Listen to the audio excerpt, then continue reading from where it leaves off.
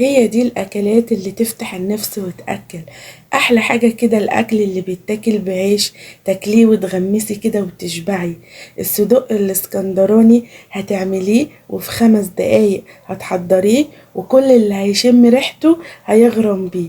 دي قناتي وصفات ام جودي. لو اول مرة بتشوفيني يسعدني ويشرفني الاشتراك في القناة وتفعيل زر الجرس. ولو انت من متابعيني حبايبي حطي اللايك وتكتبي لنا تعليق حلو كده يدعمنا. قبل ما نبدأ وصفتنا هنسمي الله ونصلي على سيدنا محمد. هنعرف النهاردة ازاي هنحضر صدق الاسكندراني بتاع عربيات الشوارع، ويطلع معانا طعمه وريحة مفيش بعد كده. اول حاجة هنعملها هنجيب ووك هنحطه على النار، وننزل ب3 معالق كبار من الزيت. اول ما الزيت يسخن معايا هنزل بمعلقة كبيرة توم مفروم. السجق بيحب التوم المفروم، بيديله طعم كده وبيخليه بأمانة مزيكا كده، كأنك بتاكلي كده حاجة كده طعمها تحفة.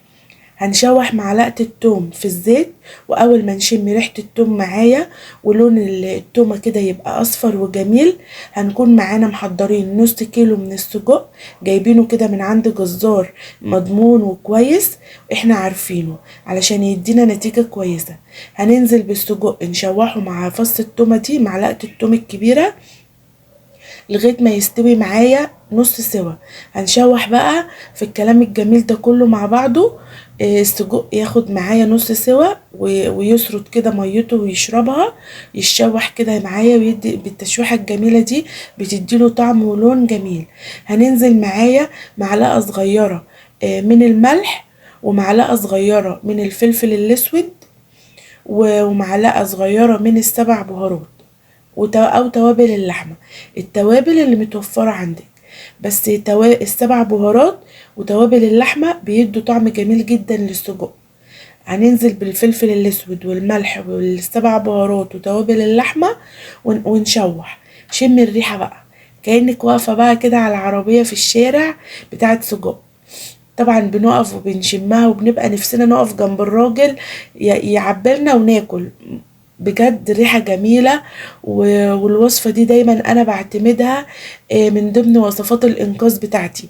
اما ببقى تعبانة او مش قادرة اعمل اكل، بلجأ دايما للوصفات السريعة المنقذة اللي بتريحني وفي نفس الوقت بتبقى مشبعة وتشبع الولاد وياكلوا وينبسطوا.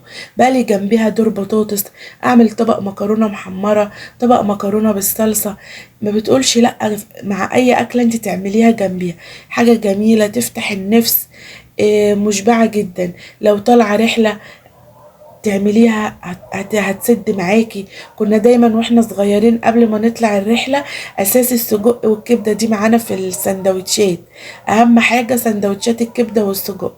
انا قبل كده عملت هنا في القناة وصفة الكبدة، هسيب لكم هسيبها لكم لينك الوصفة في علامة الاي فوق وفي شاشة النهاية عشان لو حابين ان انتوا تشوفوها. وصفات سهلة وجميلة. نزلت هنا معايا ب4 حبات من الطماطم متقطعين كده مكعبات، وقرنين فلفل اخضر رومي او سبايسي، يعني واحد رومي وواحد سبايسي او 2 رومي لو انت مش عايزاه حراق. ولو عندك فلفل الوان حطي، هتطعمه برضو هيديله شكل جميل. هنقلب فيه بقى لغايه ما الطماطم تسرد ميتها كده وتستبك معايا وتستوي. ما بياخدش معانا 5 دقايق على النار وبيكون استوى. زي ما انتوا شايفين كده شكله جميل بيشهي، حاجة تفتح النفس، حاجة قمر. بجد هتجربوها بالطريقة دي. كل اللي كلوا من ايدي سألني على الطريقة، محدش كلوا من ايدي الا وقال لي انت عاملاه ازاي. حاجة جميلة وتفتح النفس وتسد معاكي في اي وقت انت مزنوقة فيه ومش عارفة تعملي. طب عليكي ضيف فجأة تقومي تطلعي كيس على طول من الفريزر وتعمليه له، سهل التحضير وجميل. خلاص كده خلص معايا السجق. هننزل بيه في طبق التقديم زي ما انتوا شايفين، وقالك جنبه دور بطاطس وقطعت خيار وقمرنا عيش.